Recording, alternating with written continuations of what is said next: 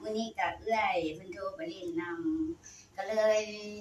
ท่ารถน้ำหลานเลยว่ามาสายๆมาฮอดบ่จักบ่อนอยู่เรียงน่ะบ่จักบ่อนอยู่ก็เลยโทรไปหาเอื้อยบัวให้เอื้อยบัวพามาก็เลยรู้จักบ่อนนี่มาฮอดเฮือนแล้วเพิ่นก็เลยเอาขนมให้กินค่ะค่ะแม่บัวกับแม่เวียงเนาะ3ใบเถานี่ล่ะ3ใบเถาค่ะแม่จันลาก็ขอขอบพระคุณ FC หลายๆทุกท่านค่ะ ให้กดไลค์กดแชร์ของแม่เลี้ยงกับแม่บวกนี่ด้วยค่ะเด้อเห็นใจเพราะว่าคือกันนั่นแหละอกหัวอกคือกันค่ะคนแก่ไม่มีปัญญาค่ะค่ะ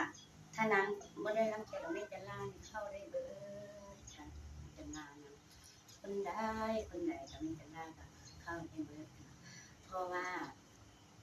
ขอ ร่วมบุญร่วมคุณกับ FC ทุกท่านทุกประเทศค่ะที่อยู่ในเมืองไทยหรือต่างประเทศทุกๆด้านค่ะแม่จะลาขอบ